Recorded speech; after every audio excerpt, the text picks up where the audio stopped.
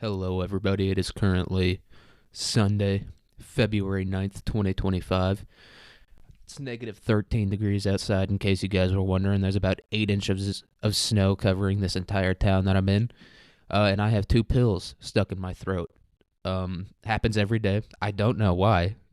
And as much water as I drink, the pills won't go down. It's like the clarinet in Squidward's throat, except it's not that extreme. It's just I can feel it like digging into my neck and just like slowly working. Maybe the pills go sideways or something. Maybe I got a sideways throat, but it is a disappointing fact because it tells me something. I'll never be a throat demon. I'll never fulfill my dream of being a throat demon of taking Mandingo one on one. All right. I don't know why I decided to start the episode that way, but is what it is. It's because this is a generally freaky guy we're talking about in this episode. I think his spirit possessed me. We're talking about Benjamin Franklin today, and this is going to be our first two-part episode because holy shit, I think this guy before the year 1800, I think everything was done by Benjamin Franklin. I don't think anyone else did anything. It's like everyone talks about how like the 1700s are like a time of enlightenment and like philosophical and scientific discovery. Benjamin Franklin did it. He literally he came up with everything. It's fucking insane. He might have been the only guy that could like think back then because he just did it's crazy. And like the last section I have, it's like a lightning round of all his accomplishments, and it's like discovered the wheel, like shit like that, like figured out how money works, how to like make a stable economy, and that's what he figured out. It's fucking insane. And so we're just gonna start at the beginning. We're gonna start with his father. So Josiah Franklin, who's Benjamin Franklin's father, which that's a fucking colonial name if I've ever heard one. It said he was born in England, destined for the colonies. Josiah Franklin. Yeah, that's a guy whose family gets attacked by Indians and he like spends his whole life hunting them down just to realize that it was white people dressed as Indians. I feel like that's definitely a movie that could come out today. But Benjamin's father was in the soap, tallow, and candle business. So this guy was a fat mogul, which makes sense. If you look at Benjamin, he's a rotund man, and he's not like rotund like how some guys were back then. Like they were working in the mine, breaking rocks all day. He's just fat and just pieces and flaps just kind of ooze out of his body. You can tell from those paintings, you know what I mean? Like he's got no neck. He's kind of got the fucking Roz from Monsters Inc. type of look going on, just no neck, but you got to respect the guy. Hey, maybe all that fatty ate is what made him think. Because back then they didn't understand that you needed like water to live. They were like, "You drinking water, fucking pussy? I just drink whiskey all day." That's just how they were rocking back then. And so Josiah, Benjamin's father, had 17 children across two wives. Yeah, this guy's colonial. He was destined for the colonies. You can't have 17 in England, dude. Even if you are a fat mogul, you're the biggest fat mogul in England. And it's like, dude, 17 children. Maybe he was just horny all the time because he was working around candles. You know, some people like, look, maybe I've watched 50 Shades of Grey. Maybe I'm the only person involved in this that's seen 50 Shades of Grey. I'll admit it. I didn't get turned on. It actually made me the opposite of turned on. It was really weird. It was the most sexless thing I've ever seen in my life. It was like if what's that store? Anthropology. Yeah, if like Anthropology became a sex store, it's just soulless and weird and creepy. That's how I felt about it. But I did take away from it. People get turned on by candles or something. Maybe he puts a candle in his butt. I don't fucking remember. I think someone gets a candle in one of their holes. I think that's the point of that movie. So I think Josiah was just a freak ass colonist. He was just a freak bull. And Benjamin Franklin. That was his one thing he didn't come up with, the condom. He should have figured that out, dude. 16 siblings. I would have had the condom invented by the time I was 4 years old. No way. That's the most annoying shit ever. And you know, they just grew up in like a shitty like mud brick house in the fucking, you know what I mean, in like the hills of Pennsylvania or Massachusetts or whatever. They did not grow up in like a big manor or something. There was like 4 bedrooms. There was like 18 kids sleeping in one room. Like one kid, like they had like bunk beds made out of like tables. Like one kid slept under the table, one kid slept on it. Who gets top bunk today? And so Josiah had 7 kids with his first wife, who was Anne Child, and 10 with his second wife, Abaya Folger, which once again, very colonial name. You know what I mean? That's a lady that gets burned at the Salem witch trials type of name. I think Abaya was one of them, maybe. I don't know. But Benjamin Franklin was Josiah's 15th child, so he had 14 older siblings, and he was Abaya's 8th. So he probably slid right out of there. She probably didn't even have to push. She was probably fucking, I'm having the baby. She probably just shit his ass out on the toilet, put him on the coffee table, and went back to sleep, dude. She did not struggle. Number 8, dude. Number 8. And this was like no C-sections, no fucking like drugs, none of that. So, and like none of like the reconstructed, because look, 1 or 2, I don't think you got to get like anything done. I think in natural 8, you got to get something done, dude. Nobody has 8 kids. Like, no animal in nature. Like, chimps have, like, 3 kids in their life, dude. 8? God damn. So, yeah, he probably slid right I don't even know how Josiah was crumbing in there anymore. Maybe he, like, stuck a few candles in, then put his dick in to, you know, like, fill the space so his dick could touch something. I don't know, dude. But Abaya Folger, who became Abaya Franklin, who's Benjamin Franklin's mom, was the child of a Puritan couple who was a miller. One of them was a miller. Her father was a miller, which is like, he makes flour, I guess. Big flour guy. And then her mother, former indentured servant, added to the scoreboard, dude. Another one. We got another one. It was Benjamin Franklin's mom. All right, if Benjamin Franklin could do it, what are you guys bitching about? No. God damn it. Not there in Black History Month. I can't, dude. I'm sorry. I didn't mean it. But look, add it to this. Look, I'm just saying, add it to the scoreboard. All right, you know what I mean. We're down. We can make a comeback still. We can. I know we can. Just we got to figure it out. We got to find some hidden stats somewhere. You know what I mean? It's like the Wilt Chamberlain 100-point game. Somewhere in the record, there's like 18 million white slaves. We just got to find them, dude, and then we can even it out a little bit. And speaking of slaves, I was just watching the Malcolm X movie, dude. Malcolm X, it's clearly fictionalized. Like, there's no way this is real. Like, especially a guy that's like as articulate and like as smart as he is. Like, he was a smart guy, but it's so funny. Like, he just keeps falling for like 4th grade logic tricks. There's this one point where he went to prison. So Malcolm X was like a drug dealer, pimp, all that stuff, like a hustler, like a street type of guy. And so he goes to prison and he meets like a black Muslim guy in there that like converts him and shit. And the way he converts him is he opens up the Bible and he's like, look at the definition of black, devoid of color, mean, untrustworthy. Now look at the definition of white. Dude, it's just so funny because the way he got converted to like this, not even Islam, the Nation of Islam, which is like a completely different thing, is just he read the dictionary. He didn't even read the Quran. He read the dictionary. And he was just like, he was getting in arguments about like whether Jesus was white or not. You know what I mean? Like Ben Shapiro, like debates about like, actually the Bible says. It's so funny. He just kept getting tricked.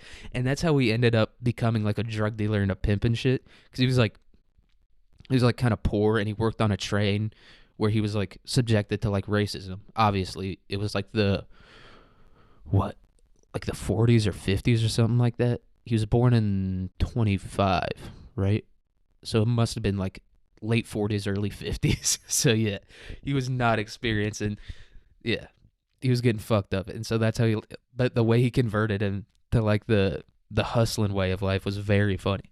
I don't know. He just kept falling for like these spell I cup type tricks or like girls go to Jupiter. And he's like, I never thought about it like that before.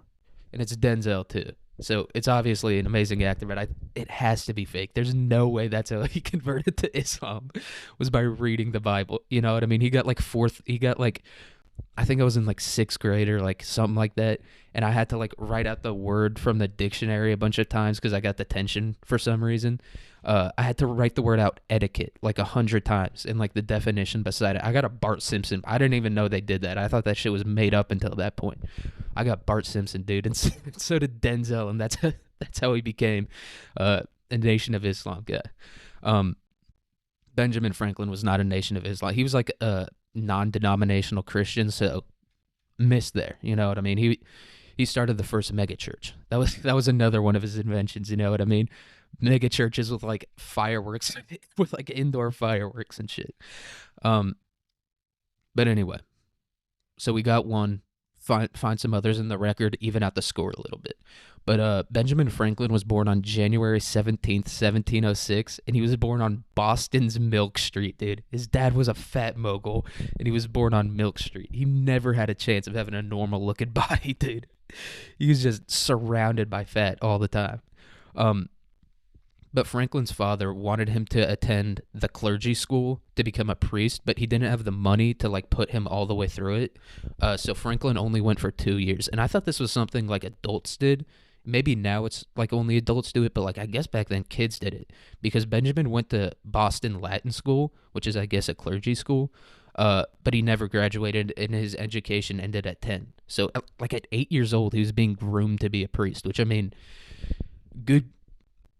It's a good thing the money ran out, dude, because Benjamin might have been even more freaky. We'll talk about this in the next episode. He was a freak, dude. Yeah, he didn't have the money to put him all the way through, so it ended. But Benjamin, he went to, oh wait, no, he continued to educate himself through reading, and he was what they call a polymath, which is one of those old words where it's like, come on, we can think of a new one. It's just, you know what I mean? They just put two random words together, polymath, and back then, like, they didn't have the word science. They called it natural philosophy and shit like that. So I think polymath is one of those words we have to, like, revise. But polymath is basically, like, you know a bunch of shit. He was a know-it-all. You know what I mean? He was a Poindexter, a dweeb, whatever you want to call it. I gotta stop saying So Franklin, god damn it, he was 12. Yeah. So when Franklin was 12, he started as an apprentice under his brother James, who was a printer. So this guy was like, his whole life was like, his father was a fat mogul, he was a paper mogul. And god damn it, I keep saying whatever. God damn it. So when Benjamin was 15, James started the New England Courant, Courant, Courrant, which is a newspaper. Franklin began writing letters for the publication for publication to the newspaper under the name Silence Dogood, which was like supposed to be this pseudonym of like a widow or whatever. It's just so funny. Like, this is another like fourth grade trick, you know what I mean? Like Silence Dogood. That's like a gay butt sex. Like if you say it really fast, it sounds like gay butt sex. It's one of those fucking names. I don't know how he tricked his brother, but the reason he started doing that was because his brother denied publication. Like he denied him being allowed to publish it in this thing, so he started writing letters under a pseudonym, and he would continue doing that through his whole life.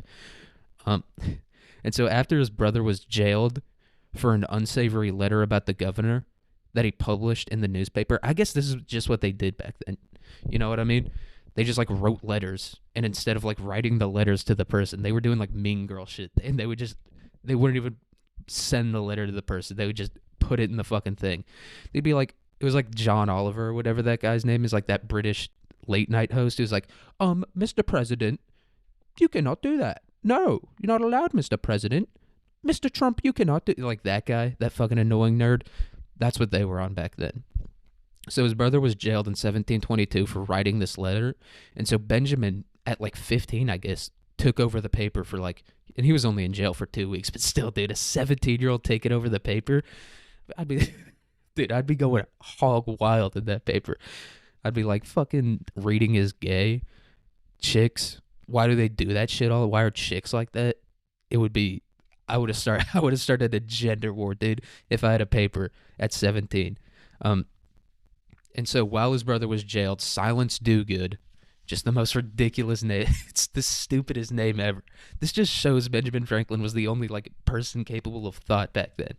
Because his brother eventually figured it out, I think. Or like maybe Benjamin straight up told him. I don't remember. But Silence Dogood published a letter talking about the importance of free speech while his brother was in jail. And so at 17, he left his apprenticeship, becoming a fugitive. And I was like thinking about how funny it is that it was illegal to be unemployed back then. They were like, you can't be a bum, dude. By law, I will put handcuffs on you if you're a bum. You want to spend all day scrolling on TikTok? Jail. You know what I mean? Go break some rocks or some shit. be a useful member of society. It's just so funny because at least in my generation, there would be a lot of people locked up right now. There would be a lot of people joining the Nation of Islam if that was still a law. And so once he became a fugitive, Franklin moved to Philadelphia, where he worked in several printing houses. But like the way they describe it is like he would get a job at a printing house and not immediately get promoted, and he would be like, "Fuck this shit, I'm out of here." Which, I mean, fair enough, because it's like he was obviously a smart guy, like way ahead of his time and shit. So I don't blame him for that. And so he went through all these printing houses and shit, and eventually the governor of Pennsylvania, and this shit's so funny, he convinced Franklin to go to England to get like printing equipment to start his own newspaper. And once Franklin was in England, he realized the governor just sent him there for no reason. He realized the governor wasn't going to pay. Like, I guess the governor offered to pay for Franklin to start his own newspaper, but once he was there, he realized it was straight up bullshit. So this guy just like abandoned him in England. He was just like, "Yeah, dude, go to fucking England. I'll buy all this shit for you." And he's like, "Thank God we got that annoying fucking guy out of here. This fucker that just can't keep a job. He keeps bothering everyone. I'll just send him to England for you." They might have had like a secret meeting being like, "How the fuck can we get this guy out of here?" It's telling me he's going to start his own newspaper and send him to England. Fucking and it was like 3 months on a boat. Benjamin was probably so excited. He was like, "Fuck yeah, I'm going to start my own newspaper." He was like chilling in his hammock on this boat, people like dying and throwing up around him. And he got there and he was like, "What the fuck?" He just ghosted him, stopped sending him letters. That is very funny. He just abandoned him in England. And Franklin lived in London from 1724 to 1726, and he worked as a typesetter, which is like, so the printing press, you take a bunch of letters and you cover them in ink and then you press it onto paper. He was the guy who put the letters in the order to like print it on the paper. So he basically just spelled shit all day. That was his job. And so in 1727 he returned and he started the Junto, which that's an African rebel group if I've ever heard one, dude. That's an African rebel group that's just running around cutting off hands. That sounds like one of those names. But the Junto was a club based on Enlightenment ideas and mutual self-improvement. So we started like just like a science club. I think it said it was about natural philosophy, where they would like discuss like their scientific discoveries, and just 1,700 scientific discoveries are so funny. It was like women have an extra bone in the back of their head that make him complain more. That's what Benjamin Franklin was talking about. But he wasn't really into that shit. He was a big electricity guy, as we'll talk about. So he started that club, and in 1728, him and a partner set up a printing house, and in 1729, they started the Pennsylvania Gazette. I wrote the Philadelphia Gazette, but I think it's called the Pennsylvania Gazette. And so I think when he started this printing house, he was able to buy a bunch of newspapers or something, because he had control over like all the newspapers in Philadelphia, and this is in 1728. So he was like 22 years old, and he had control of all the shit in Pennsylvania or Philadelphia, which is very funny. But that's basically Pennsylvania. Like, if you controlled Philadelphia at that point, you controlled Pennsylvania, because I mean, Western Pennsylvania was just hog wild. It was Mad Max out there. And so in his newspaper, Franklin often wrote about like local reform and shit, like changing the laws. And he was obviously a big advocate for free speech. And I think he was like an abolitionist type of guy. Like, he didn't believe in slavery, which, I mean, that was rare back then. Even in the North, that was rare. Goddamn. All right. And so Franklin, also using his print house, he printed some religious texts, like some Protestant, like the oldest Protestant denomination. They have like these texts or like philosophical moral books, I don't know, but he printed those in German, and he also for a year printed a newspaper in German, and he often visited Western Pennsylvania, where like many Germans lived at the time. That's where they settled. And in 1751, that's all to set up this. So in 1751, he published a pamphlet saying that Germans could never achieve the Anglo-American complexion, and called them Palatine Boers or Palatine Boers. And I looked up Palatine Boers because I thought Boers was like the word for like white people in Africa. Apparently Boers is like a crude person. And I think I tried to decipher what Palatine Boers meant. I think it means like hood rich. Like, he was just calling these people hood rich, you know what I mean? Or like trailer trash rich, you know what I mean? Like they just own a bunch of like nice fancy clothes, but they're trash people. I think that's what he meant by that because Palatine means like you're connected to like aristocracy, like rich people, but Boers means you're crude. So I think he was calling them hood rich. He was like these fucking hood rich ass dudes. And obviously, if he didn't like the Germans, there was another group of people he didn't like. In the same pamphlet, he claimed that blacks and Tawnies, which I I really don't think I think Tawny is like a word to describe like someone who's like not black or white. They just put them all in the same group back then, I guess. And he said that they were weakening the colonial social structure, which is just. And he later like rescinded these statements, but it's not like he wrote these statements down and never put them out. He published like 1,000 fucking pamphlets. You know what I mean? He spent. And I'm sure printing was like a long, arduous process back then. And so he was like, dude, everyone's going to love this. Everyone knows Germans will never be as good as the English. And he printed this paper and it like completely like fucked him. Like even after he rescinded the statements and like he kept putting out the pamphlet, I don't remember what it was about. That kind of seems like it was the whole theme of it, but I guess he kept putting out the pamphlet and took those parts out. But it like completely fucked over his political career later in his life. But Franklin believed that printing and newspaper were important to instruct Americans on moral virtue. And the thing I was reading was talking about, like, it said despite his own moral shortcomings. But I mean, I think he was doing pretty good back then, you know what I mean? He didn't own any slaves. The worst thing he said was that the Germans will never be Anglo-American. I mean, it really could have been a whole lot worse. When it said that he like published like a racist pamphlet, I thought it was gonna be so much worse. Blacks and Tawnies didn't even use the big word, dude. So, hey, I'm not mad at him. You know what I mean? And so he was like this big newspaper guy, and he often used his newspapers as tools to print satire pieces about his enemy, dude. Benjamin Franklin was such a mean bitch. He was just like an evil fucking woman out here putting mind tricks on people. Guy was a beast. Just started this whole ass business just to fuck with people. Goddamn, what an animal. All the while he was like coming up with like insurance. Like he invented like home insurance and shit. All the while attacking his enemies.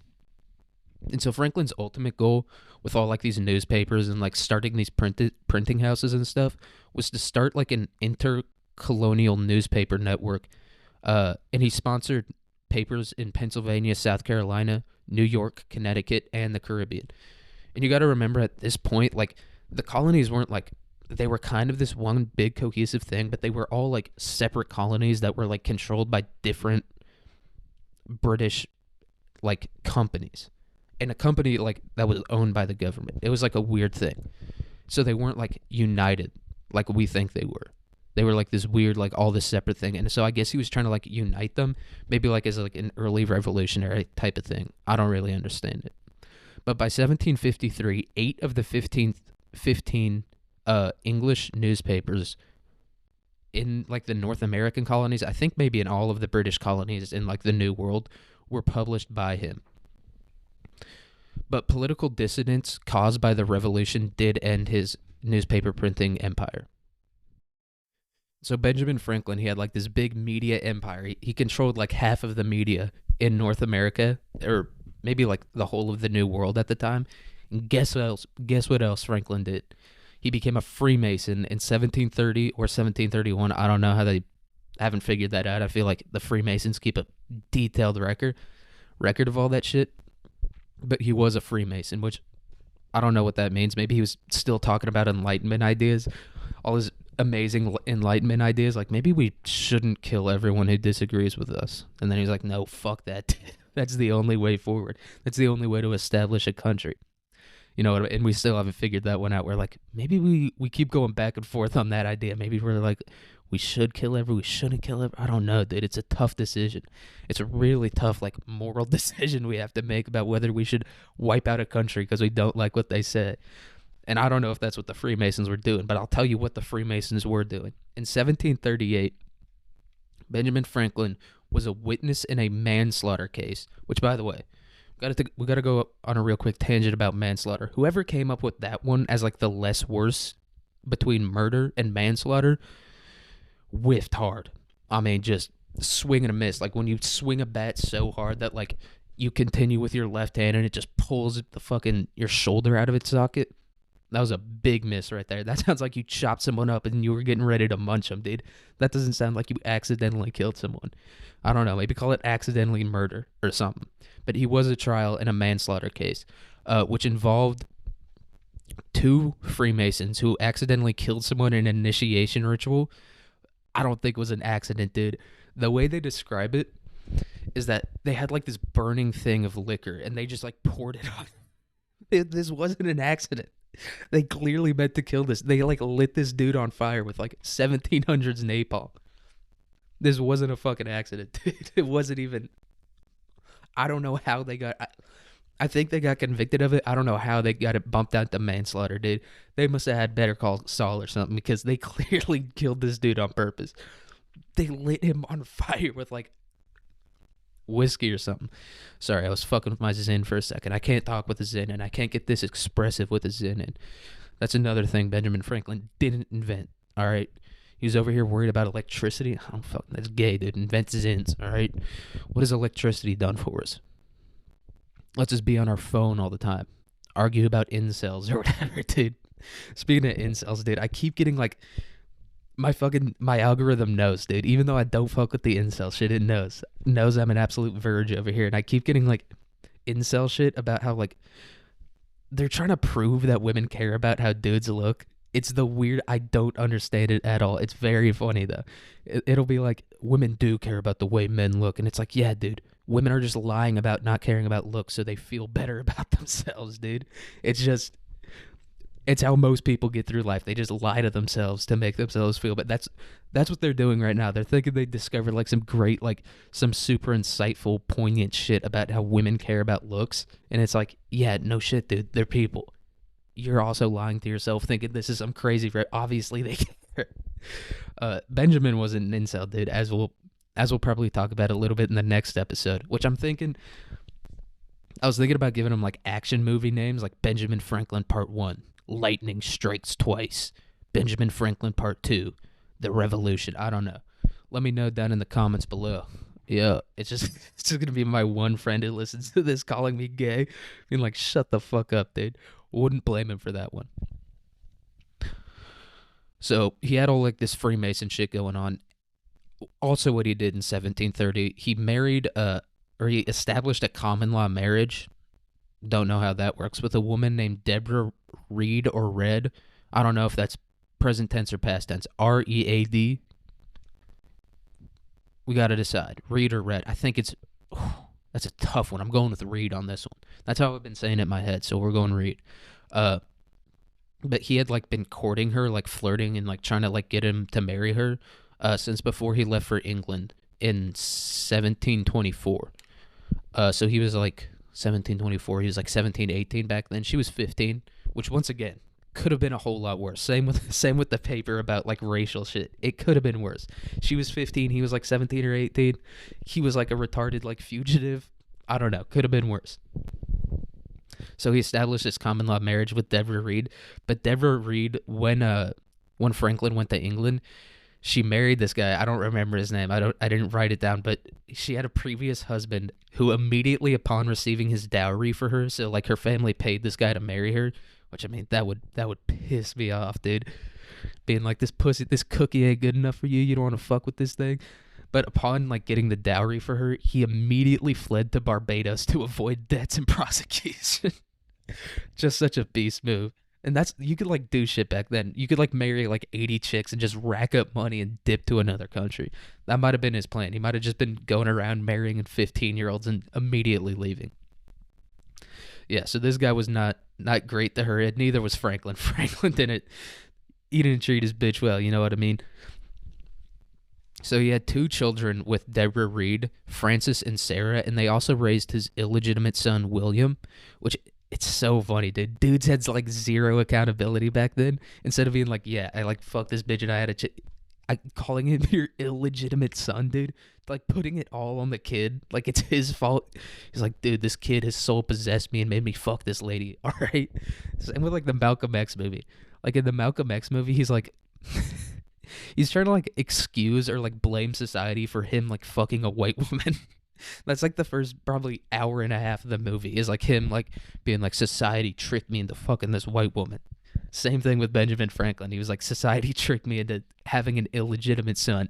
It's all his fault he was born. And so they raised these two kids, but Francis died in 1736 at 4 years old from smallpox. And some people believe that Benjamin blamed his wife, Deborah Reed, for refusing to get Francis inoculated. Yeah, dude, that was like the COVID vaccine back then. They were like, it's going to change his DNA. It's going to fuck him up. Which, I mean, look, hey, you know what I mean? I don't. I'll do black voice all day. I won't come out against the COVID vaccine. I feel like that one's too dangerous. RFK just got fucking railroaded in court for going against that one, so I'm definitely not gonna do it. I think black voice you can kind of defend yourself on a little bit. You can be like, "What is black voice, huh? Are you saying black people talk a certain way? I'm just doing a funny voice." You know what I mean? And it's also just one I haven't come out with yet. You know what I mean? Haven't come out against the COVID vaccine, so I definitely can't do it now. After all the black, you got to choose a lane at a certain point. So they believe that like he blamed her for this. I don't even know if they had the smallpox like vaccine back then. I think it was just like she refused to like feed her kid like a random root that would make him like cry and shit all day. I think that's what I don't think they had the vaccine. I could be wrong. But Sarah, his other daughter, who went by the name Sally, would go on to marry a bureaucrat named Richard Bath, who would become like the Postmaster General or something of the United States. Like when it became a country, I don't know. So she married into the political shit. You know what I mean? That was like WASP shit back then. They still had like the royal mind structure where they were like, this dude's powerful, marry him. And I guess we still do kind of have that where we like take women, give them a bunch of plastic surgery, and then like throw them to a billionaire. You know what I mean? We're like, hey, Koch brothers, marry this 24-year-old with enough lip filler to blow up her face. You know? I mean, we're still doing it, so we can't really judge Benjamin Franklin too much for like basically selling his daughter. And so we were talking about Benjamin Franklin's illegitimate son William. He took that shit to heart when Franklin was like, dude, you tricked me into fucking your mom. Now you were born. This is all your fault. So Franklin's son William would eventually become a British loyalist during the Revolutionary War, which means he was loyal to like the British crown and all that shit. He like didn't fuck with like the Patriot shit. You know what I mean? Fucking Mel Gibson definitely would have fucking clipped his ass. Hit a drive-by on a horse on him, you know what I mean? None of that shit. But William served as the royal governor of New Jersey from 1763 until 1776 when he was deposed. So yeah, they basically came in, Mel Gibson came in, called him a Jew, fucking threw him out of there. But after this happened, William was jailed and eventually released, and William returned to New York City, which at the time was still controlled by the British, and I think this was like 1778 when he returned to New York City, and he was what they called the leader of the Board of Associated Loyalists, which was like a guerrilla group that was established by King Charles, whoever the fuck was the king at the time in England. He established like this militia guerrilla group, and so the Board of Associated Loyalists sent guerrilla troops into southern Connecticut, New Jersey, in the cities north of New York City. So they were like trying to defend New York City, I guess, from like invasions by the Americans by sending out like these retarded guys with rifles, which was what the Americans were also doing. They were just sending out retarded guys with rifles. And in 1782, William left New York City alongside British troops to England. They like evacuated the city, and he stayed in England until he died. And like, this is kind of like a sad thing. So once that happened, and once they were like kind of negotiating with England to end the war, Benjamin Franklin was like basically trying to get like a law or like make one of the terms of the thing be that people like his son wouldn't be punished. And it was like he was clearly talking about his son, like he was trying to get his son back. He like he went full Omni Man. He went full I miss my wife. You know what I mean? He realized he fucked up. But I don't know what his son did once he was in England. I don't really know. I don't really care. But yeah, that shit happened. I was just talking about his relationship with his son, and I didn't know how to break it up. So this is the next little tidbit I got. Benjamin Franklin's greatest success as an author came from Poor Richard's Almanac, which he also wrote under a pseudonym for some reason. This guy just didn't want anything associated with him ever, except calling Germans hood rich. I don't know. That was the only thing he wanted associated with him. But he wrote this under a pseudonym too. But in that almanac, which is spelled with a K at the end of it, that's how you know it's old timey. He coined the phrase "a penny saved is a penny earned," but he wrote it really weird. I mean, I guess the language is also different back then. It was like 1 pence saved is 2 pence dear, something like that. But while he was also writing this almanac, and all of this shit like happens concurrently. Like he's doing all this shit it's crazy. I don't know how he's doing it all. It's like I'm running this print house. I'm also talking about like Germans and people who aren't white or black. He was just doing all this at once. And in 1736, he started one of America's first volunteer firefighting forces, which I think that was something that like gained him a lot of favor, because back then it was like your house is burning down. It was like just a bunch of dudes like picking up water with their hands and trying to throw it on him. And Benjamin Franklin figured out a way to like stop that. All right. And this is what I was talking about when I said he did a whole bunch of shit. We got a Benjamin Franklin achievements lightning round, and this is like all his like pre-revolutionary, like diplomat achievements that we're gonna be going through. So this is like from the 1730s until the 1750s. He did all this shit. So he was a major advocate for paper money and pioneered anti-counterfeit techniques. Like I said, he was a big printing guy. He was a paper mogul. He came up with the idea for the Academy, Charity, and College of Philadelphia, a boys' school and men's college, and he like came up with like the structure. He like picked out the dude to run it. He like didn't fund it, but he figured all the shit out for it. He founded the American Philosophical Society to discuss scientific theories and research, which, like I said, probably not a whole lot of shit we'd agree with in there. They weren't working with objective facts back then.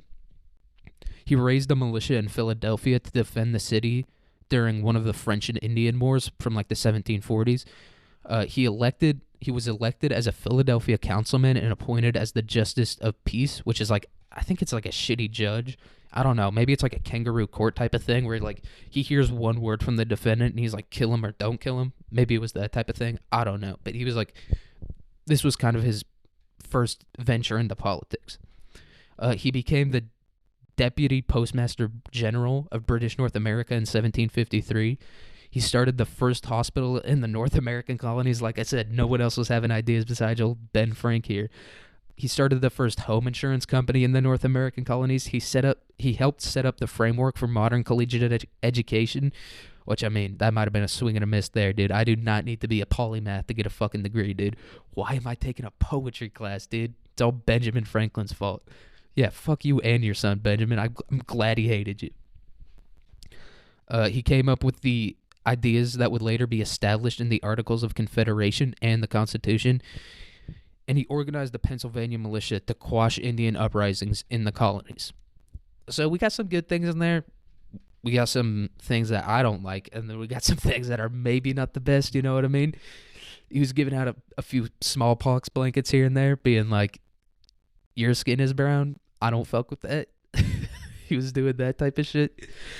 So he did a lot of shit. And this is all from like the 1730s until the 1750s, because I think once the 1750s happened, or like somewhere around there, he became like a diplomat and like started getting really into the Revolutionary War, which is like, it's so funny to imagine his son who's like, yeah, I'm not your kid. Yeah, I'm not your kid. I'm going to fucking destroy your revolution, Dad. Fuck you. This is all your fault. It's just funny to imagine that this guy completely made every single life decision based off the fact that his dad was like kind of a revolutionary. I don't know. I thought that was funny. And the thing we've all been wondering this whole episode, everyone, did he fly that kite? Did he not fly that kite? What the fuck happened with that kite, dude? Did he tie a key to it? Do we have him to thank for all this shit? Not really. Not really at all. So the lightning kite experiment, he came up with the idea and performed the experiment in 1752. So he didn't discover electricity, but he discovered that lightning and electricity were the same thing. Which, I mean, back then, that's a big discovery, because you got to imagine like a bolt of lightning coming out of the sky, just like this big like thing that's as hot as the surface of the sun, just like exploding out of the sky. Someone being like, yeah, that's electricity.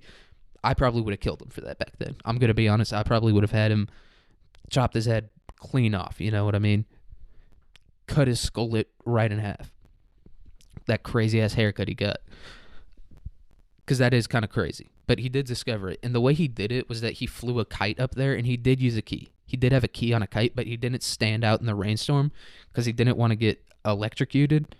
But it wasn't that lightning was electricity necessarily. It was that, like, somehow, like, the clouds made the electricity. So he flew the kite up in the sky, like, into the clouds, and he had a conductive wire that went down to this thing called I don't know, it was like some type of jar or something. I don't really fucking remember. But he had the kite with the string attached to it run down to this jar that, like, if it could, like, contain electricity. It was like one of those things when you go to, like, the science museum as a kid and you put your hand on it and, like, all, like, that glass orb, you put your hand on it and, like, the strings of electricity come out and touch your fingers. It was like an early version of that. And he had, like, this kite, like, chilling up in the clouds with the string running down to it, proving that the clouds made electricity that made lightning. So that's kind of what he discovered. Which, I mean, clouds making electricity, that's fucking insane. I definitely would have killed him for that. I would have beat the shit out of him and then hung him. But that's all I've got for this episode. What are we at? We're at, like, 39, almost 40 minutes. Look, this is a two-parter. We talked about a lot of shit. Set up Benjamin Franklin's life, you know what I mean? This was a nice piece of exposition we had going on. And yeah, next week we're going to be talking about the Revolution. I'll probably talk a little bit about the Revolutionary War, but I feel like, you know what I mean? I don't need to get too into it. If you're foreign and you're listening to this, just know America kicked the biggest empire in the world's ass, and we still rule because of it. You know what I mean? No one can fucking stop us. Yeah, that's all I've got for this episode. Hopefully I'll see you guys on Wednesday and for part 2 on Sunday. The big mystery everyone's been waiting for. Does the revolution happen? Will Benjamin and his son make up? How freaky is he? What type of freaky activities was he getting up to? We'll never know until next week. All right. Have a good day. Have a good week. Have a good year. Have a good rest of your life. And I'll see you guys on Wednesday and hopefully Sunday. All right. Peace.